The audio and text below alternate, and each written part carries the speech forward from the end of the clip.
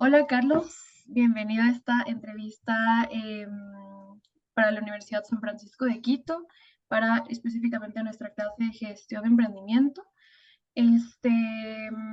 Primero me gustaría que te puedas introducir, cuéntanos un poquito de ti, qué rol juegas y cómo empezó esta super historia de la constructora. Hola Emilia, ¿cómo estás? Buen día. Bueno, nuestro ingreso acá, digo nuestro porque BRDC es una empresa conformada por uno de mis hermanos y mi persona.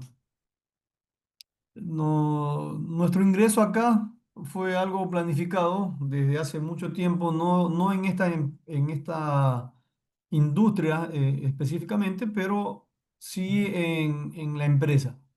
Yo soy un oficial de la policía en servicio pasivo en el grado de teniente coronel y en realidad cuando yo ingresé a a la escuela de oficiales, ya por el año de 1993, mi objetivo era cumplir con mi tiempo de servicio, formarme y aprender cómo enfrentar la vida, profesionalmente hablando, fuera de mi institución, a la que le debo muchísimo. Y cuando cumplí mi tiempo de servicio, 20 años en el grado de teniente coronel, pues decidí salir y tomar las riendas de mi vida empresarial. Empezamos en la construcción porque por el 2010, con mi hermano, Omar o que sea, compramos un terreno en una lotización, en una urbanización de primer nivel en Ciudad del Mar, acá en Manta, donde habíamos planificado básicamente construir una casa para él. Era un terreno para cuatro casas. Íbamos a construir cuatro casas, dos vendíamos y con eso nos financiábamos las nuestras y podíamos tener una jubilación. Ok, Eh, el mundo cambia todos los días, nuestras decisiones cambian todos los días. Y cuando me retiré en el 2017 con mi esposa pusimos un emprendimiento en Puerto Viejo que nos iba muy bien y analizamos el futuro, no teníamos experiencia y decidimos venderlo. Allí compré un terreno en Puerto Viejo y construimos nuestra primera vivienda. En esa ocasión solo yo. Me alcanzó la pandemia, gracias a Dios logré vender. Y fue ahí cuando dijimos con mi hermano, bueno, vendamos el terreno en Manta y construyamos en Puerto Viejo. Vi que era un buen mercado. No logramos vender la propiedad que teníamos, el terreno, en la cantidad que deseábamos. Ni siquiera llegábamos a recuperar la inversión. Tampoco teníamos dinero para empezar una construcción, pues era un proyecto costoso. Es una urbanización donde en este momento nos queda una propiedad en venta de $340.000. Así que mi esposa vendió una suite que tenía en Quito en $50.000 y era lo que teníamos para empezar un proyecto de aproximadamente $500.000. Entonces mi hermano consiguió un amigo inversionista, nosotros por acá buscamos dos o tres personas más inversionistas y conforme íbamos construyendo, las cosas se hicieron bien y logramos vender en planos dos propiedades. Y ahí nos fuimos financiando,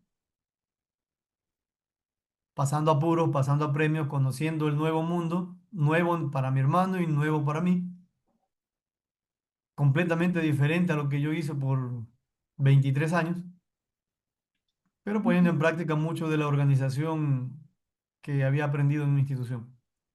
Luego hicimos un nuevo proyecto y ya teníamos un poco más de capital. Entonces decidimos embarcarnos y seguir fortaleciéndonos en la capacitación sobre el manejo y gestión de proyectos inmobiliarios y en varios otros temas. Y fue así como empezamos. wow, Ya son ha sido 5 años. toda una trayectoria, ¿no? De entender un mercado súper diferente y un poco excavado aquí en Ecuador, que no es tan común.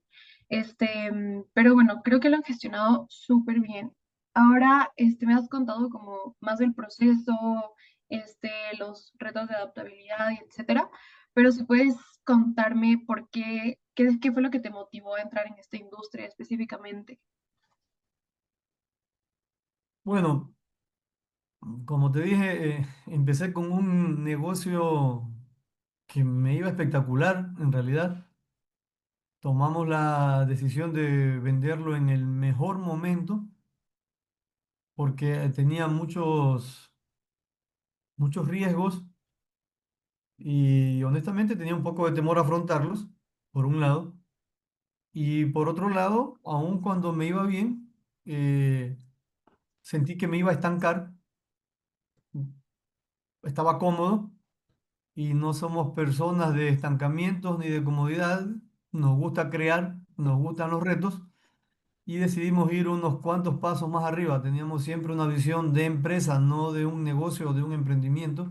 Siempre nuestra visión fue de empresa. Eso era algo que habíamos conversado con varios de mis hermanos y pues nuestra visión era de empresa. Ok. ¿Cuál ha sido el cambio más significativo que has visto en la industria en la que tú tienes el performance de tu empresa en los últimos 3 años? Bueno, mira, nuestro primer proyecto tenía un promedio de venta de costos de la vivienda de 200.000, 2021. En 2023, que empezamos el segundo proyecto, el promedio de venta subió de 200 en la misma urbanización a un promedio de 300.000. Wow, Entonces, los cambios significativos y los cambios, digamos que más profundos, el cliente se ha hecho muchísimo más exigente, por un lado. Y el otro cambio es que ahora hay muchísima competencia. Cuando empezamos nuevamente en esta urbanización, específicamente Ciudad del Mar en Manta, solamente éramos dos constructores que estábamos haciendo nosotros cuatro casas y él dos casas. Ahí habían más construcciones, pero era una persona, un arquitecto que hacía una casa, digamos que a cuenta personal, es decir, una persona lo contrata para que le diseñe y le construya su propia casa, pero como desarrolladores inmobiliarios éramos solo nosotros. Ahora hay varios. ok, Entonces la competencia es muy buena porque te exige mejorar procesos, te exige dar un mucho mejor producto y no siempre conlleva a un precio mucho más elevado. Es decir, tienes que hacer un producto excelente con los mismos costos. La competencia es muy buena y es muy exigente. Esos son básicamente los dos cambios, la competencia que hay y lo exigente que el cliente en justa razón. Es una inversión onerosa la que hacen. Entonces, esos son básicamente los dos cambios que vemos ahora. ok, entiendo. ¿Y cómo han afrontado estos cambios? ¿Qué herramientas han utilizado para afrontar cada uno de estos dos eh, como pilares más fuertes de cambio en la industria? Bueno, como te dije hace un momento, vimos siempre no como un negocio, sino como una empresa a largo plazo. Queremos crecer, por lo tanto, nos hemos organizado eh, muy bien en nuestra visión de empresa. Y dentro de esos cambios, dentro de esa visión de empresa, básicamente hemos tenido como objetivo ser diferentes, eh, contratar a los mejores arquitectos, diseñadores. Dentro de ese proceso, contratar fiscalizadores que nos exijan y nos obliguen a que los procesos sean los, los más perfectos posibles. Es decir, que todos nuestros procesos estén alineados a normativa internacional, normativas nacionales e internacionales en cuanto a la construcción. Entonces, esa ha sido nuestra forma de afrontar los cambios. Nos hemos aliado a corredores de bienes raíces, hemos hecho un análisis muy detallado de el mercado al que queríamos ingresar para saber cuáles eran sus necesidades y poder cumplir de manera más específica y de manera más detallada las necesidades de cada uno de los clientes a los que nosotros estábamos queriendo llegar. Ok, entendido, súper bien. A ver, ahorita vamos a pasar a la segunda fase de la entrevista y te doy un poco más del contexto de esto. Nosotros tenemos monitoreado, planteado empezar a desarrollar una startup en el sector de business. Entonces, para esto nosotros decidimos interceptar constructoras y saber cuáles son los retos actuales que ellos pueden tener, que una tech, una empresa tech puede ayudar a potenciar. Entonces, con todo el feedback de hoy, nosotros podemos tener una base más sólida de qué vamos a construir. Ok, entonces, si pudieras contarme cuál es el mayor obstáculo que enfrenta tu industria actualmente, ¿cuál sería? Pero el mayor, el más fuerte. Ok, mira, voy a hablar siempre más allá de la industria, me voy a referir específicamente a mi empresa, porque dentro de la industria de la construcción, en el mercado en que nosotros hasta este momento estamos interviniendo, es un mercado con premium, en que los costos están por sobre los $300.000. Seguramente nosotros tenemos unas necesidades y cuando vas a empezar a un proyecto de, por ejemplo, VIP, que es de interés público de $107.000, vas a tener otras necesidades. Entonces voy a referirme en cuanto a los obstáculos que hemos tenido. El principal obstáculo que nosotros hemos tenido, que de hecho es lo que nos ha impulsado a seguir adelante, es que pensamos esta empresa en esta industria con muy poco capital. Entonces hemos tenido que aprender un poco de temas de negociación, temas de vendernos, no de vender una propiedad, sino de vender nuestro proyecto y vendernos nosotros como empresa a posibles inversionistas. ¿Por qué posibles inversionistas? Porque empezando nosotros como empresa, es muy difícil acceder a un crédito para desarrollador inmobiliario o constructor en una entidad financiera. Porque piden, por ejemplo, 3 años de experiencia, que tengas una venta continua. Puedes tú tener propiedades o un capital en bienes de más de $600.000 y la entidad bancaria te va a dar un máximo del 40% de tu capital en dinero, pero si tú no demuestras ventas anualmente, por más que este año, digámoslo así, hemos vendido $500.000, pero durante el año anterior construimos. Como el año pasado no se vendió, solo firmamos la promesa de compra-venta y recién hemos facturado este año un poco más de $500.000 en 2 propiedades, entonces pues se nos hace muy difícil acceder a un crédito para empresa. Ese para mí es el punto el obstáculo más fuerte que hemos enfrentado. El resto, bueno, son bastante más manejables. Ok, entonces entiendo que se centra bastante en esto de la financiación del proyecto. El financiamiento, cuando eres un pequeño empresario, cuando estás recién dando tus primeros pasos y no cuentas con el capital financiero, eh, hay que hacer una muy buena estrategia en realidad y un buen plan de desarrollo. Ya.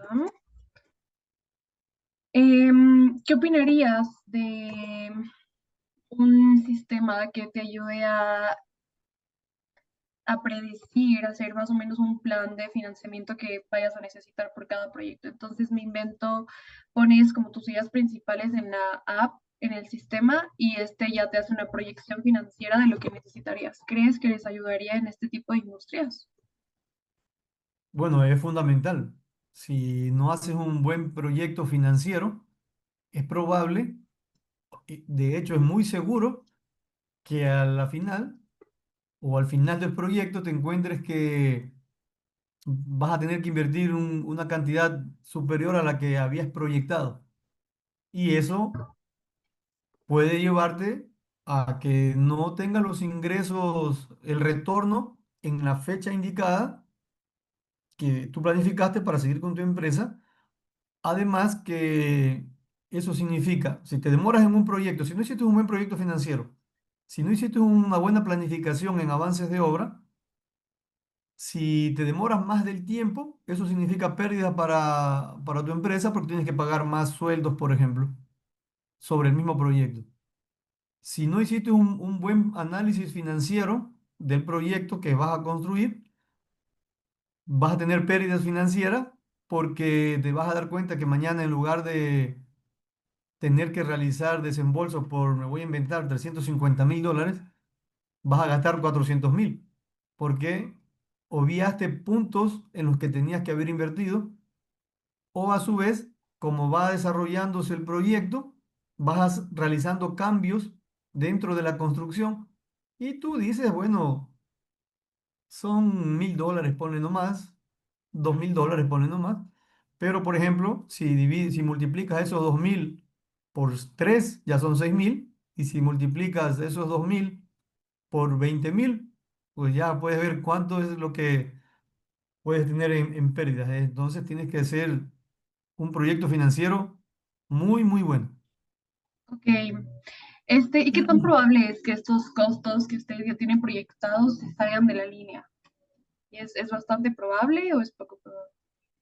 Bueno, siempre va a haber un porcentaje, siempre va a haber un porcentaje, eh, más o menos 5%, porque vas a construir, vas a hacer tu estudio de suelo, vas a construir debajo de la tierra, probablemente al lado de tu construcción haya ya una vivienda realizada y tú, por más perfecto que le hagas el estudio de suelo, de pronto exista algo que tú no lograste ver y te va a conllevar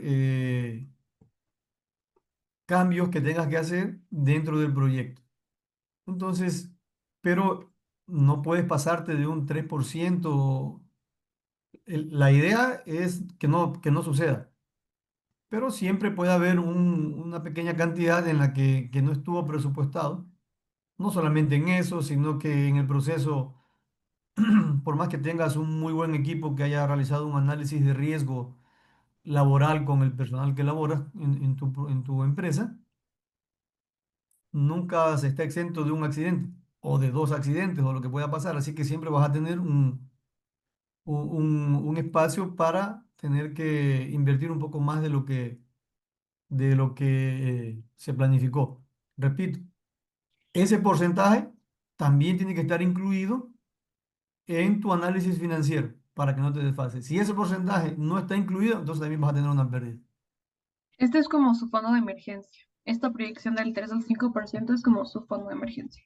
Correcto. Pero ese fondo de emergencia tiene que estar dentro del análisis financiero. Ok. ¿Puedes contarme sobre una decisión difícil que tuviste que tomar recientemente o bueno, tú junto a tu equipo? Bueno, en realidad no hemos tenido, gracias a Dios, una decisión difícil que tomar,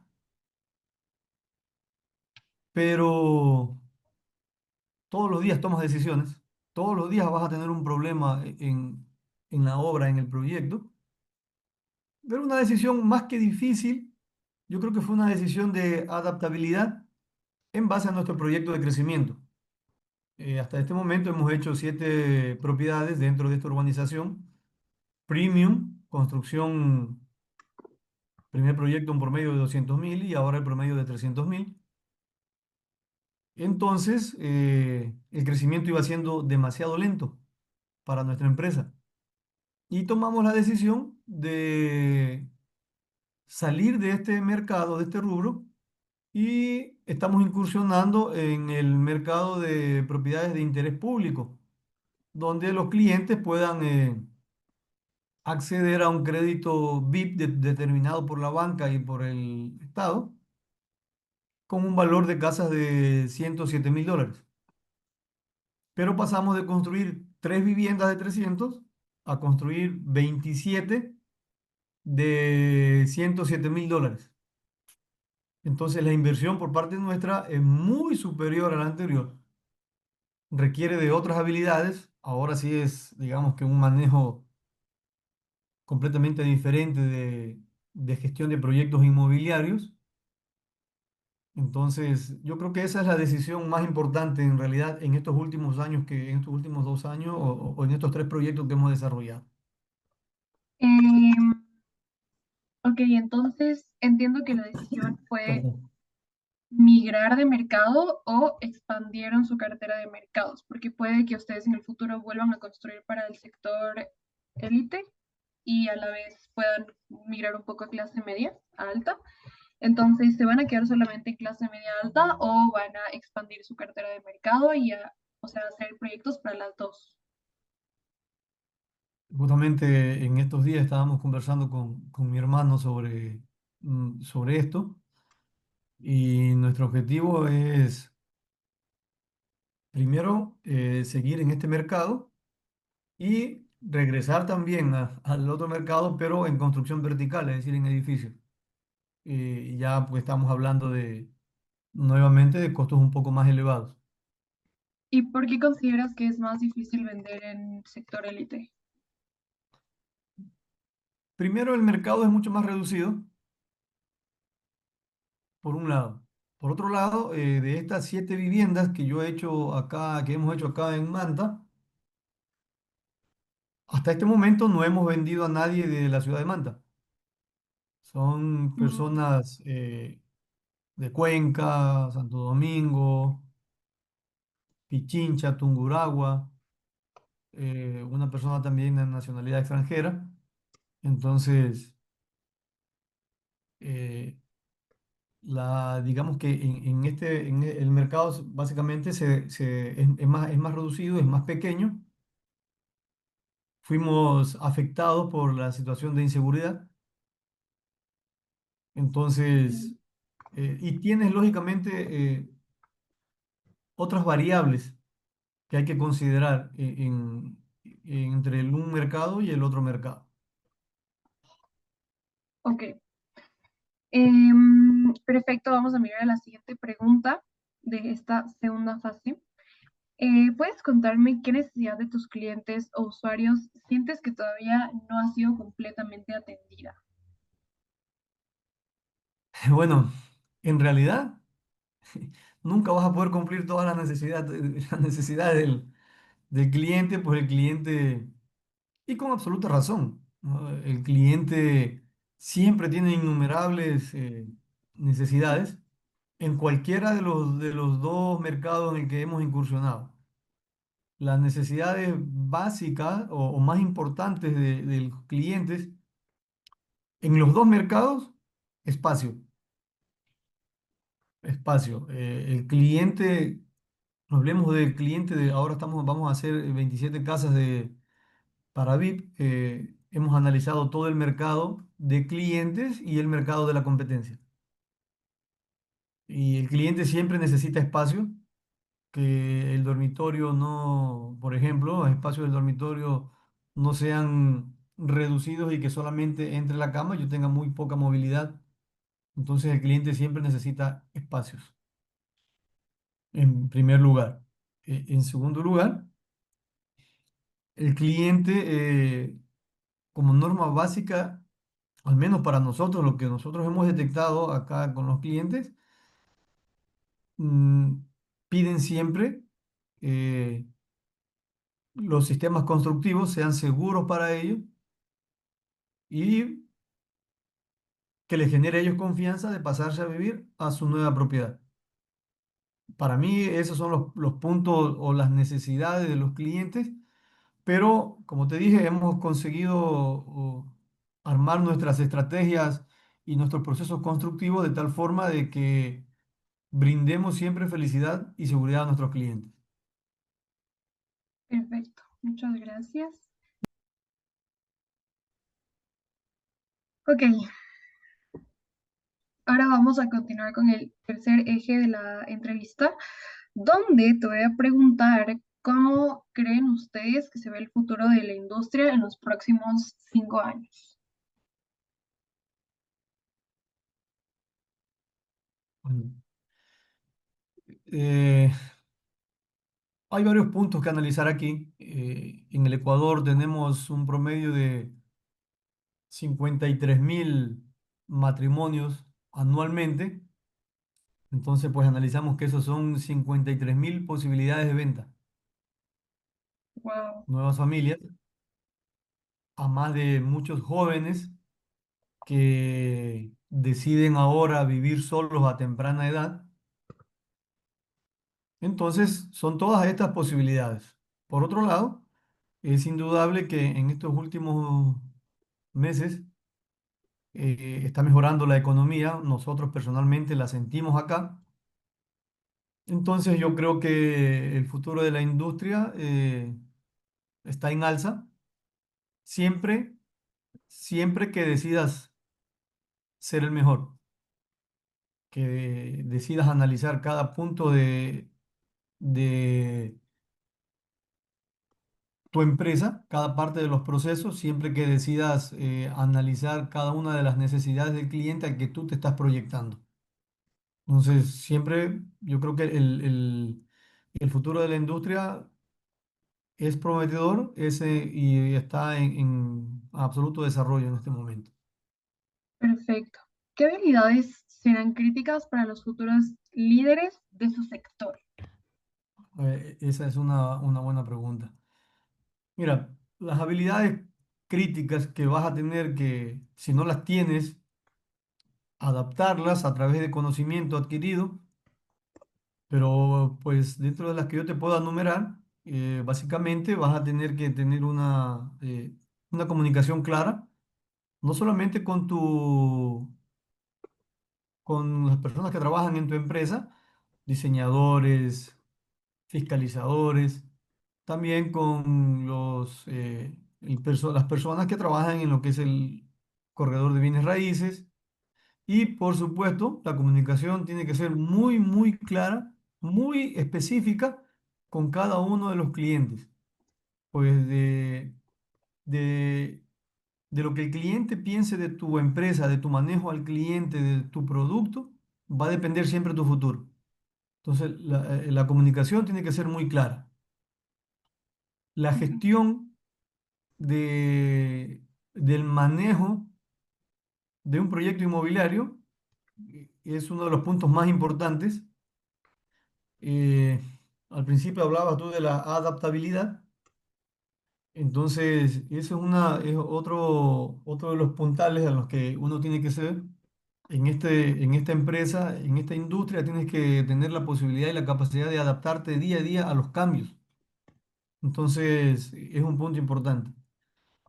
Otra de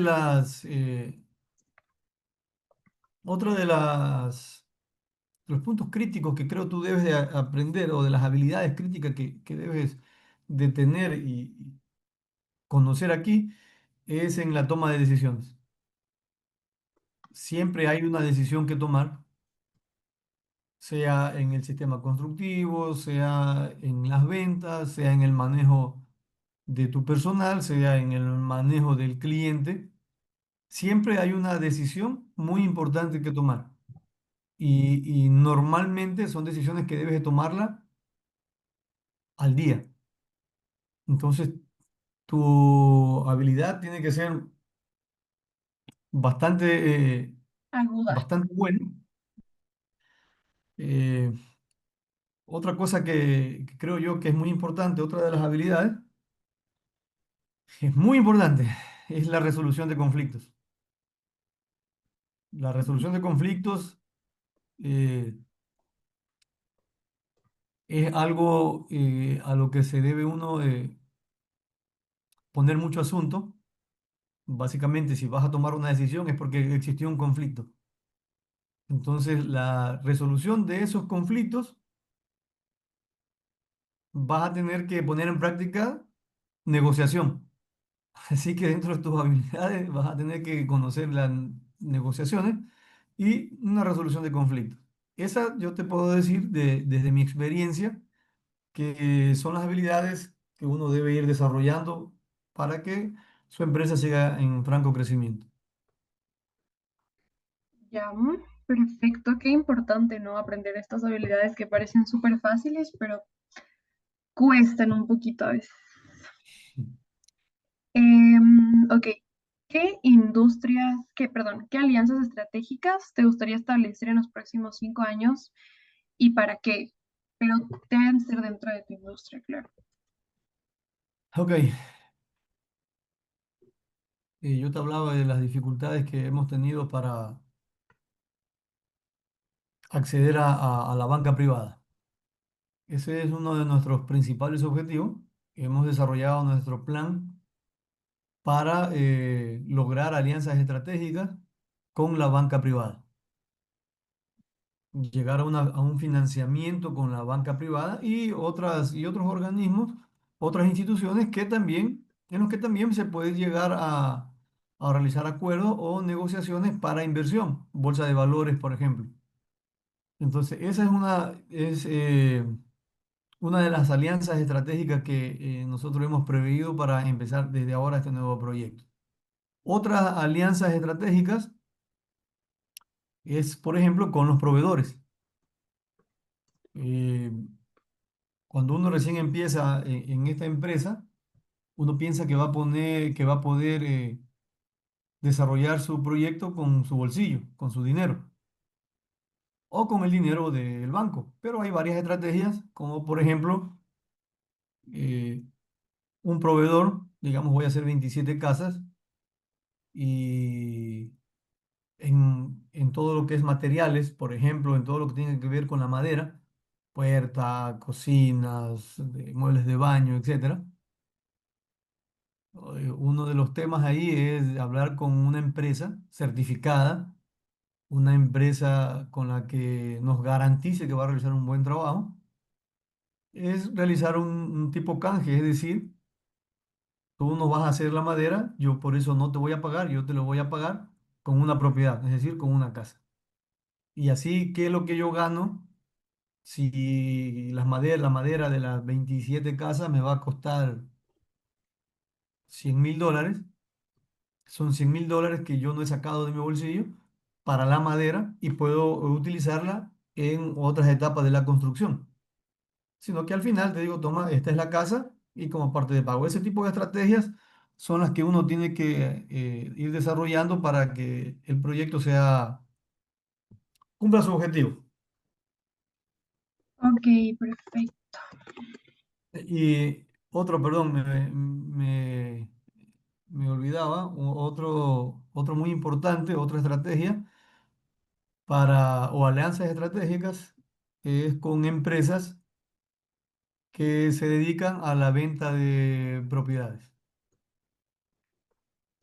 No solamente físicamente como un corredor de bienes raíces, sino utilizando todas las herramientas tecnológicas que hay ahora, inteligencia artificial, redes sociales. Son estrategias que estamos desarrollando para que nuestros proyectos sean exitosos. Ok, perfecto. Ahora vamos al eje de cierre. Aquí ya vamos dándole un poco de final a la entrevista. Y si nos podrías dar un consejo, sabiendo que yo quisiera entrar a tu industria y yo quiero empezar como tú y quiero empezar a construir, ¿qué consejo me darías? Empezar cualquier empresa es muy difícil. Hay personas, muchísimos jóvenes, que no quieren ser empleados.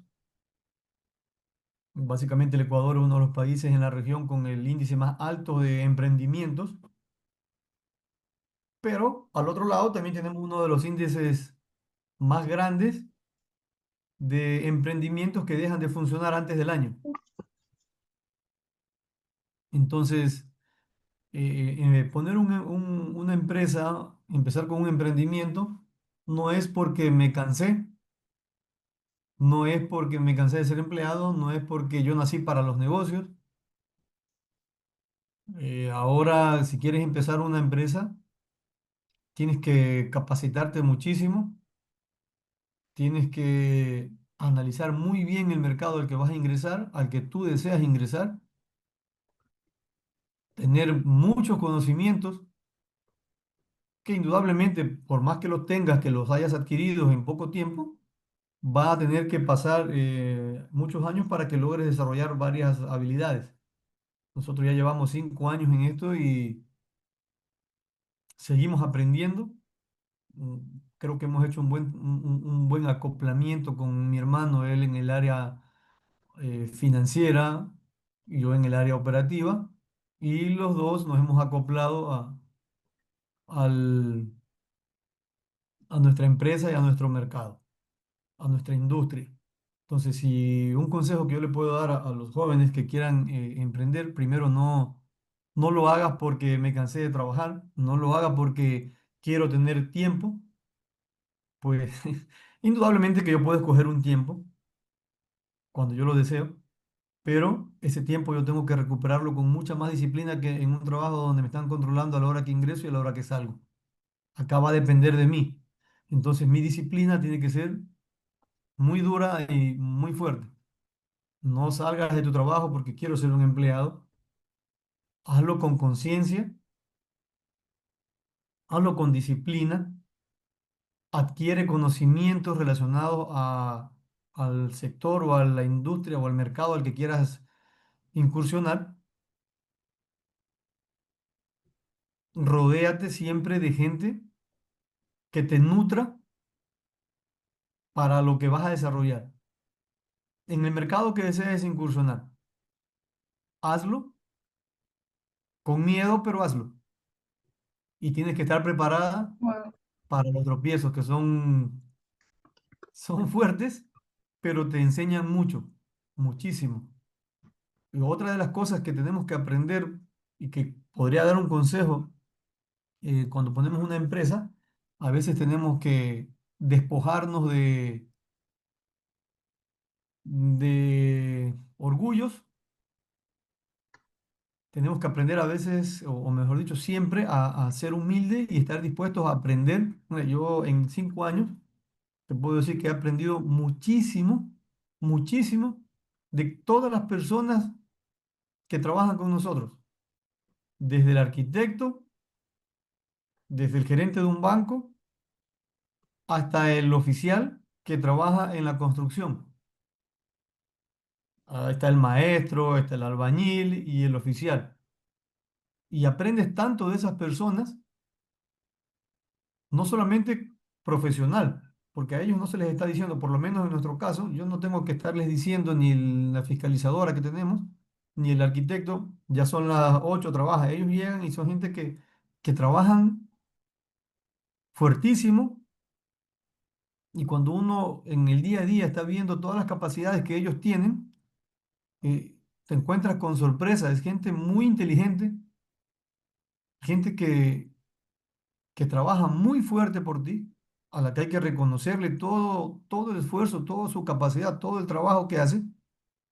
Y cuando te adentras en conversaciones con ellos, familiares o profesionales, te das cuenta que realmente son personas muy, muy valiosas para nuestro país, muy valiosas para nuestra industria. Entonces, eh, todo este tipo de cosas tienes que irlas aprendiendo para que tu proyecto funcione y tengas mucha empatía con su situación personal, con su situación familiar y estés lista para aprender de todas las personas que intervienen en el proceso, de todas las personas. Wow, qué importante esa parte de la cultura de tu empresa, ¿no? Voy a hacer una pregunta un poco rara. ¿Qué pregunta crees que yo tuve que haberte hecho que no te la hice? Ok, esa pregunta es muy buena.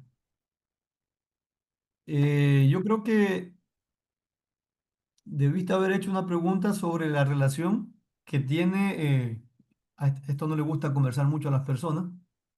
Yo fui funcionario público en la Policía Nacional, aunque allá nos llamamos servidores policiales.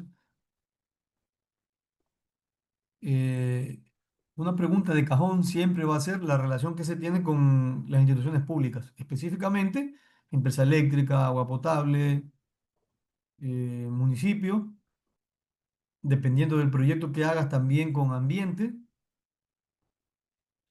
Y esa es una pregunta que siempre se debe hacer porque es también un tema un poco delicado y un poco conflictivo para nosotros. La otra pregunta que creo que pues, se debería hacer siempre es el tema de los impuestos o el tema de los costos indirectos que tenemos en construcción, llamémoslo así, las empresas siempre lo van a llamar costos directos. Y es que, por ejemplo, tú vas a ingresar aquí a la construcción y lo primero que lógicamente tienes que hacer es comprar un terreno. Y resulta que sin que tú pongas una piedra en tu terreno, vas a tener que pagar el impuesto a las alcabalas, porque cuando compras tú tienes que pagar eso, que pagas el 1,3% del valor del que tú has adquirido.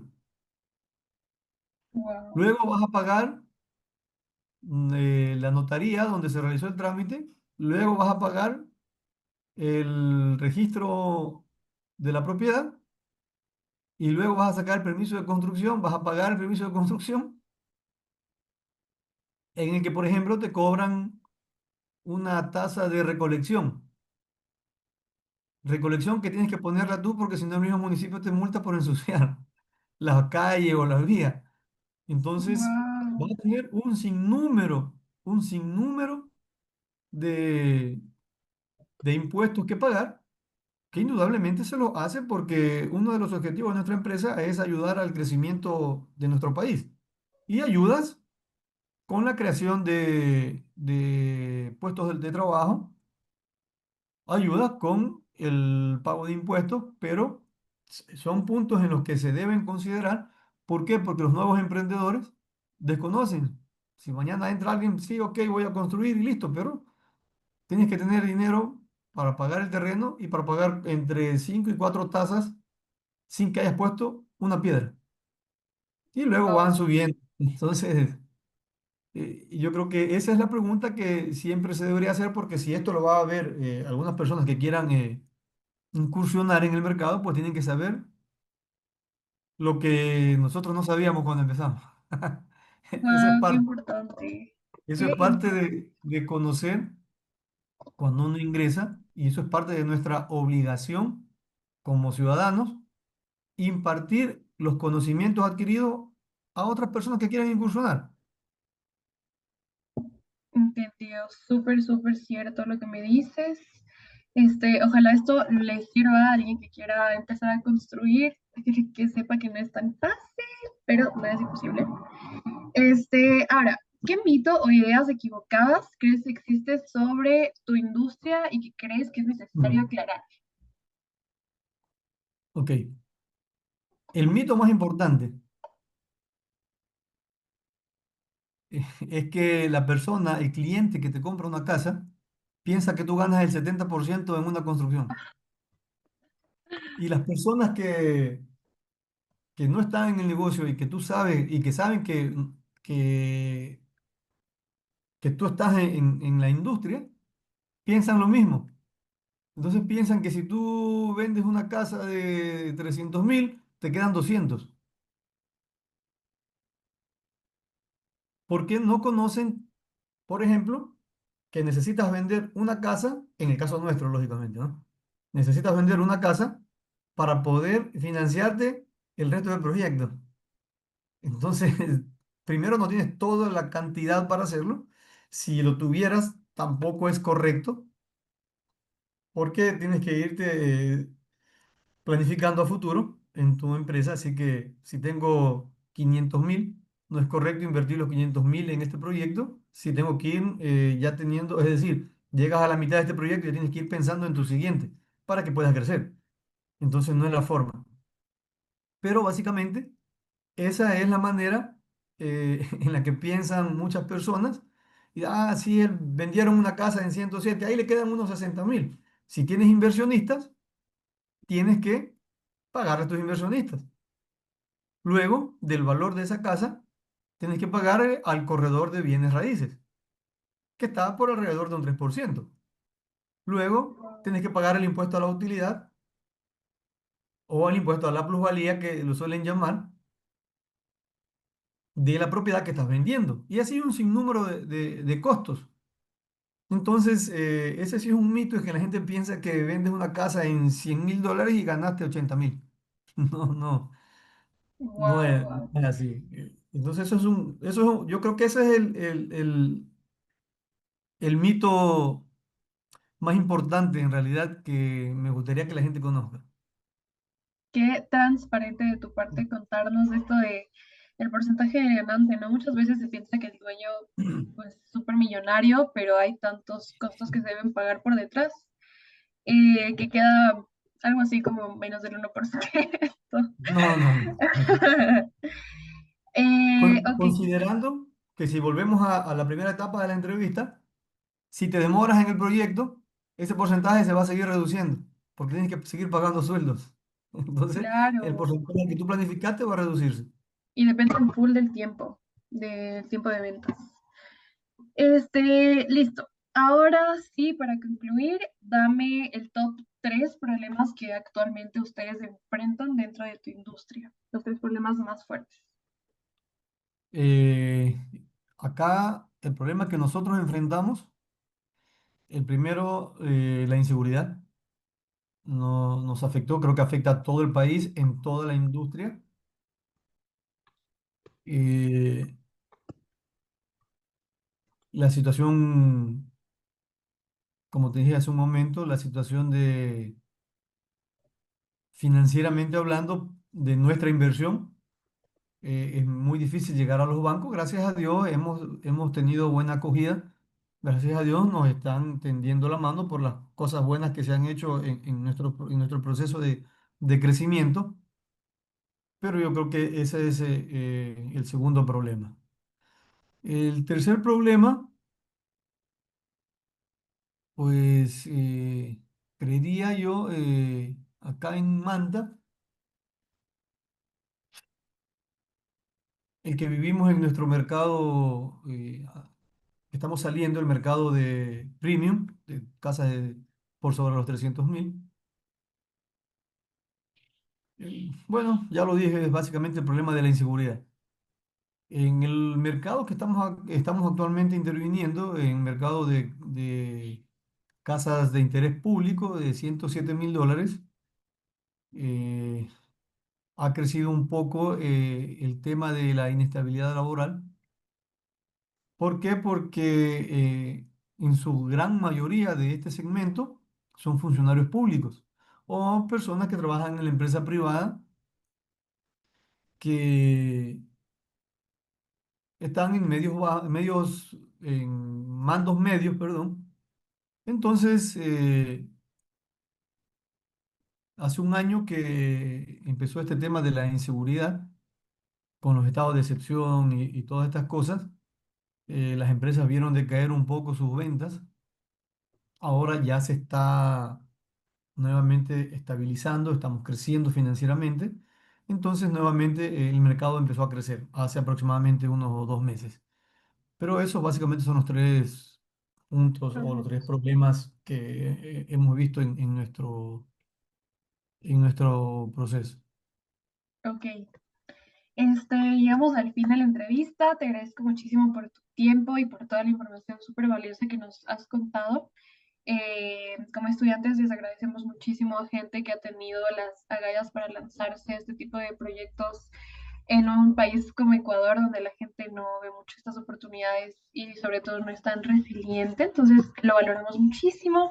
Y eso sería todo. Muchísimas gracias, Carlos. Bueno, voy a contar unas cosas sobre lo que dijiste hace unos momentos en el Ecuador. Por nuestra formación de niños, por la situación política que ha vivido el país durante nuestra historia constitucional, aprendemos a ver el vaso medio lleno en lugar de verlo medio vacío, perdón, en lugar de verlo medio lleno.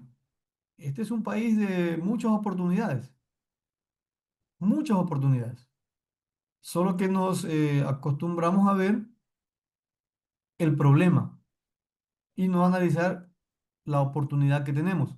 Y ustedes como estudiantes tienen esa responsabilidad de no permitirse, ustedes los jóvenes, ingresar en ese grupo muy grande de ver el problema, sino de ver la solución.